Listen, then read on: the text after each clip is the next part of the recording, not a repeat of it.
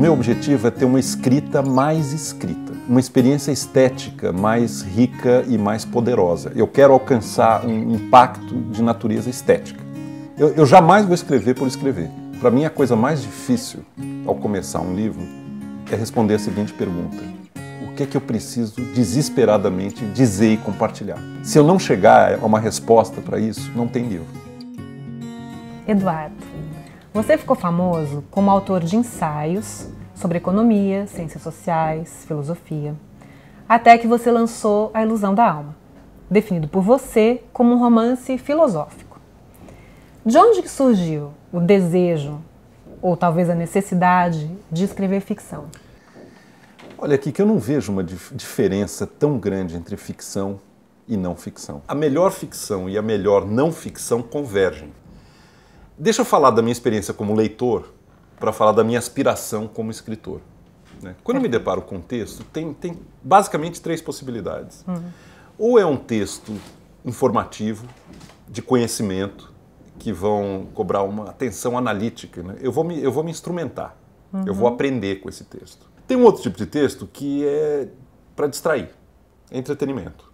Agora tem um terceiro, esse é o que me interessa, tem um terceiro tipo de texto com o qual você dialoga e que passa a conviver com você. Você aprende, você se diverte e você encontra uma espécie de amigo, um interlocutor. Sim. A minha aspiração como escritor é fazer coisas assim. Textos que possam conviver com a pessoa que o lê como se fosse quase um diálogo e que estabeleçam algum tipo de diálogo, alguma coisa que não se esgota naquele momento. É uma tentativa de ter um encontro intelectual e, ao mesmo tempo, emocional mais completo, mais inteiro. Que pode não ser só diversão, pode ser um sofrimento também. Você pode ir de encontro com algo que Você pode plantar uma dúvida, angustiando. mas uma dúvida interessante. Você pode plantar dúvidas e deixar a pessoa intrigada. Isso acontece comigo? Não acontece comigo? Então, o que me interessa fazer é encontrar esse momento em que a distinção entre ficção e não ficção desaparece. Que é um pouco o que você fez na Ilusão da Alma, inclusive. A grande maioria das pessoas achou que era real aquele narrador que teve um tumor cerebral. O personagem da Ilusão da Alma é alguém que tem um tumor cerebral, começa a estudar um assunto. Ele é um acadêmico, né, que é especializado não tem nada a no ver. Machado de Assis, Professor de falava em literatura. primeira pessoa, eu acho que tem é. uma série de elementos aí que causam essa confusão. É. E por parecer que, de fato, a pessoa viveu aquilo, ele é muito crível, muito verossímil. Pois é, mas né? embaça. As pessoas não sabem se é ficção ou não ficção. Entendi. Eu tenho um primo que é neurocirurgião, mora em Belo Horizonte. Ele foi num congresso de neurocirurgia, em Natal, ele me contou em detalhe essa história. E de repente ele está no congresso, chega um colega dele e fala: puxa, o seu primo teve um tumor no cérebro, que chato. Foi você que operou? Nossa, as pessoas Queria saber longe se ele mesmo. tinha operado. Mas é porque, em relação à literatura e aos romances, principalmente, a gente sempre tende a imaginar que existe uma motivação do autor, alguma angústia ali, que ele tem a intenção de resolver através da escrita, não é? Então, é natural que um leitor leia o relato de um acadêmico que teve um tumor no cérebro e que suas crenças mudam completamente a partir dessa experiência e imagine que seja a sua experiência. Existem questões de fora o íntimo que você sinta, que você gostaria de elaborar através da escrita para os próximos livros? Necessariamente. Para mim, a coisa mais difícil ao começar um livro é responder a seguinte pergunta: o que é que eu preciso desesperadamente dizer e compartilhar? Exatamente. Se eu não chegar a uma resposta para isso, não tem livro. Eu jamais vou escrever por escrever. Não se sustenta, não fica real. Não né? é real, não é real. Tem alguma coisa que tem que se revelar muito importante para você compartilhar com quem se dispuser a ler. E chegar a isso é um trabalho imenso, imenso. Não é fácil você amadurecer uma pergunta, uma questão, uma angústia, como você está chamando. Eu preciso, de alguma maneira, dar vazão a isso e as pessoas precisam saber disso. Mas você, me corrija se eu estiver errado, você tem esse objetivo de sair um pouco dos ensaios e passar para romance, de ficção? Eu não colocaria nesses termos, Kika. Não? O meu objetivo é ter uma escrita mais escrita. O que seria uma escrita mais escrita? Mais cuidada, uma experiência estética mais rica e mais poderosa. Eu quero alcançar um impacto de natureza estética. Entendi. E isso não é novo na minha vida também, porque muito antes de escrever esses livros mais elaborados, eu cometi uma temeridade na juventude, da qual me arrependo, que eu publiquei poesia.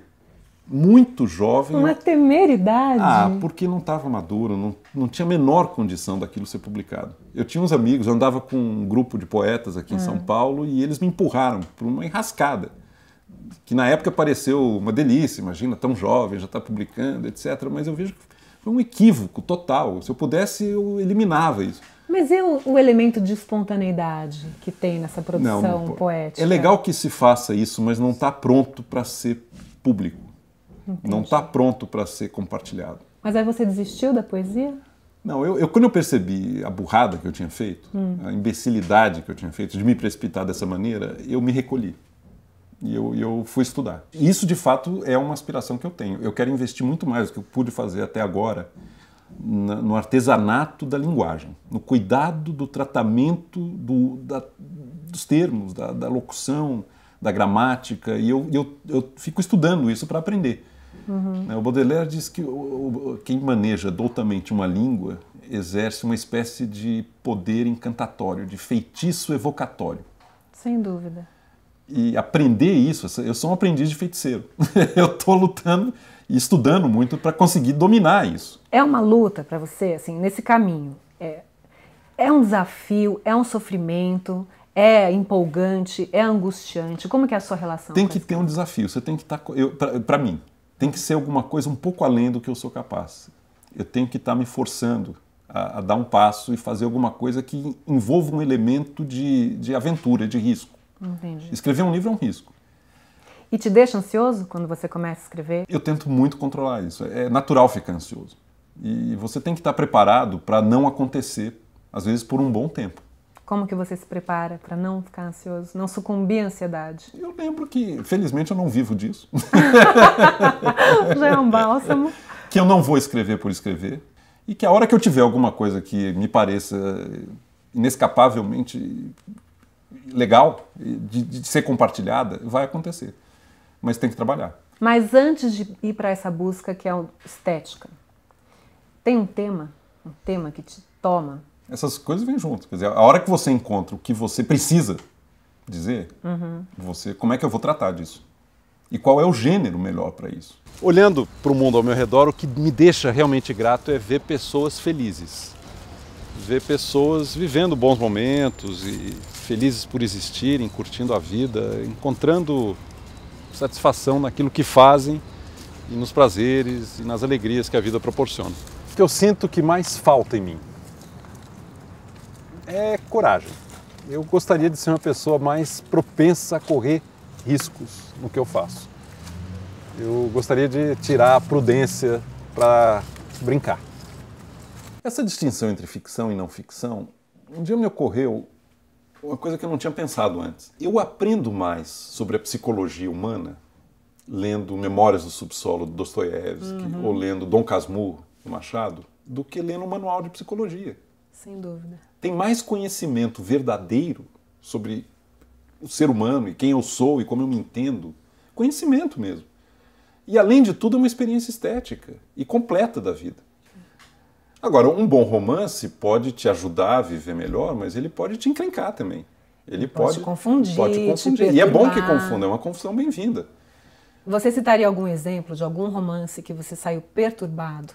Diferente do que você estava antes de começar a ler? Teve impacto? Tem alguns. O Dom Casmurro é um romance que ele me leu. Não fui eu que o li. De alguma maneira eu me senti lido pelo Machado. Você teve uma grande identificação com o personagem? Tem passagens de uma acuidade e de uma crueldade, de uma amargura, de autoentendimento humano que me deixaram rendido. Eu fiquei realmente... Outro que me marca muito são romances que eu li, eu volto a eles e eu continuo aprendendo. São amigos que eu tenho. Sim. Sempre que eu posso eu volto. É as Memórias do Subsolo, do Machado, do Dostoiévski. É uma coisa impressionante. Uma passagem do Memórias do Subsolo que me marca muito é o seguinte: nas lembranças de cada pessoa tem coisas que ela não conta para todos, mas só para os seus melhores e mais íntimos amigos. Sim. Tem coisas que ela não conta nem para os seus melhores e mais íntimos amigos, mas só para si mesma. E coisas e tem coisas que ela não conta nem para si mesma. Mas aí é que vem a matada do Dostoiévski. Quanto mais séria e honesta a pessoa, mais dessas coisas que ela não conta nem para si mesma ela tem. Quanto mais honesta, mais séria. Quanto mais ela parece honesta. Porque entendi. Sim, agora fez sentido. É grave isso. E tem algo que você é impelido a essas leituras por um momento pessoal? Tem algo que está te atormentando e você sabe que você vai encontrar um antídoto naquele romance ou é aleatório? Não, normalmente eu estou me sentindo solitário, estou precisando de uma companhia e alguns autores, nesse momento, são muito bem-vindos como interlocutores. São melhores companhias do que pessoas Tem livros de reais. Filosofia também, com quem eu convivo há muitos anos e eu não me canso de voltar. A Teoria dos Sentimentos Morais do Adam Smith é um companheiro de vida. Eu volto para aquilo e é inesgotável.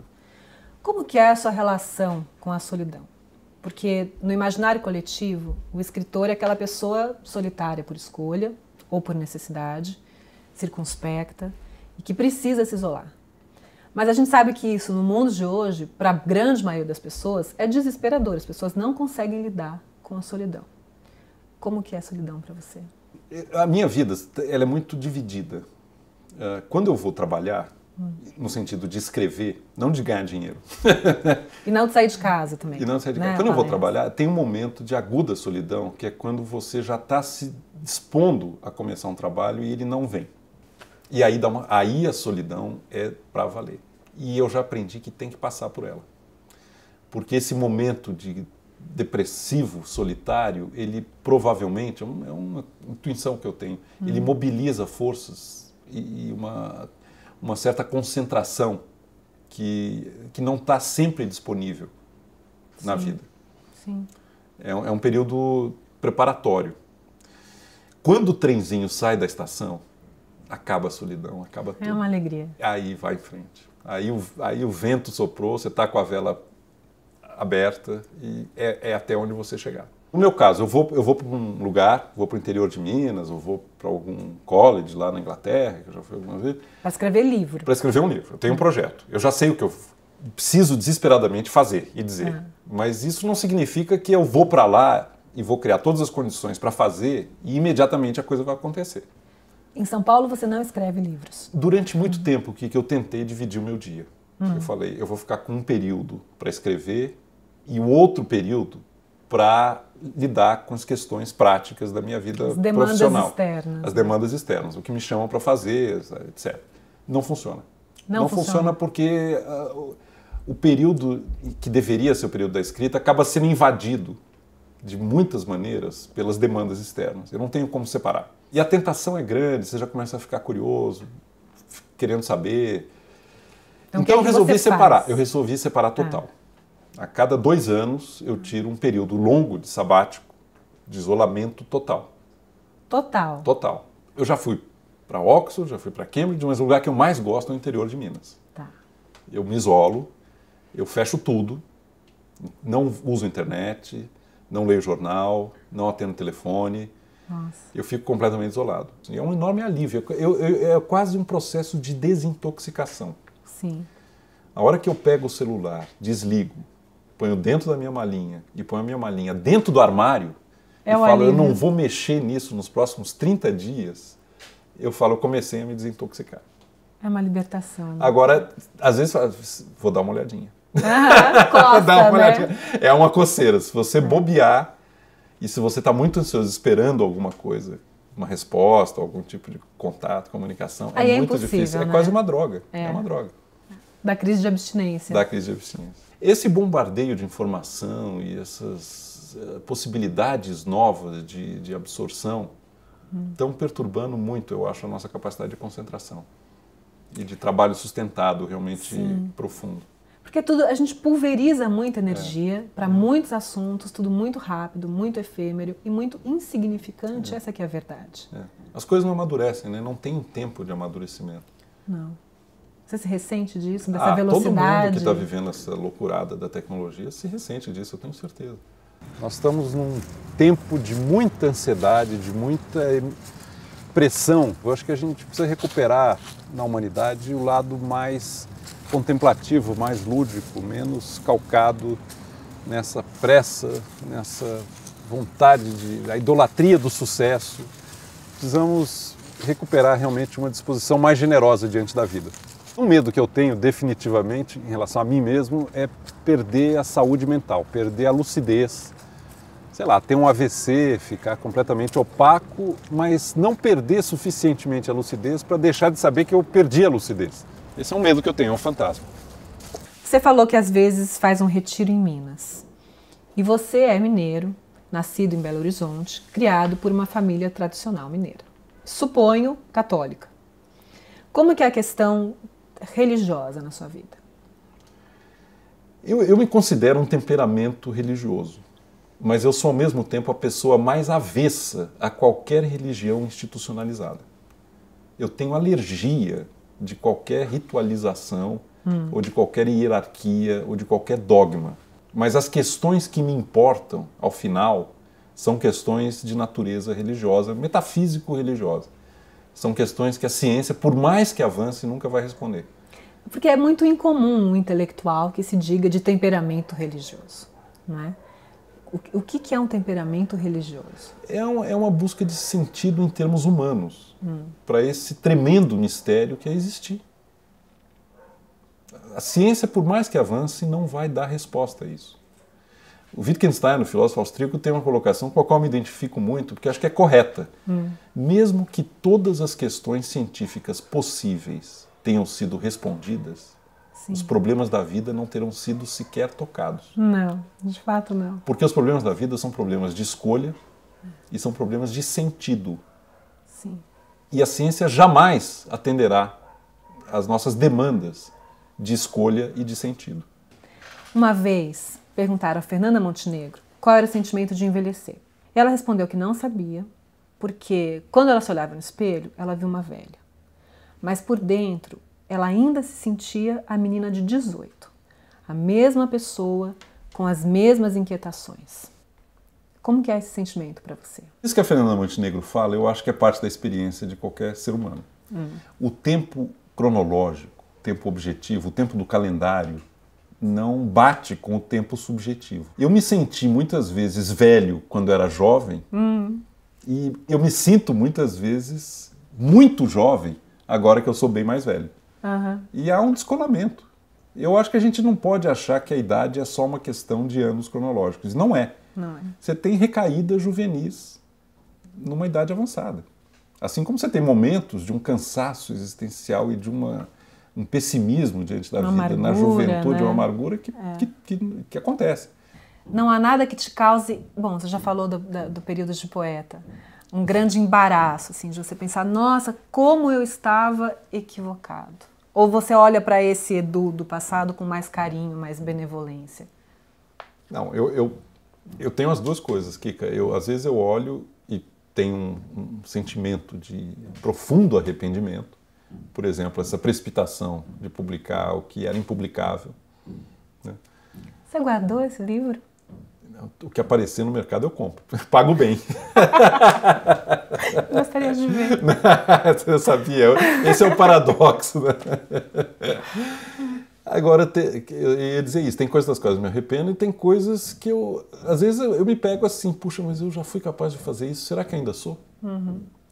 Tem muita coisa admirável na inocência, na ingenuidade. Não é? E mesmo numa certa agilidade, numa certa disposição.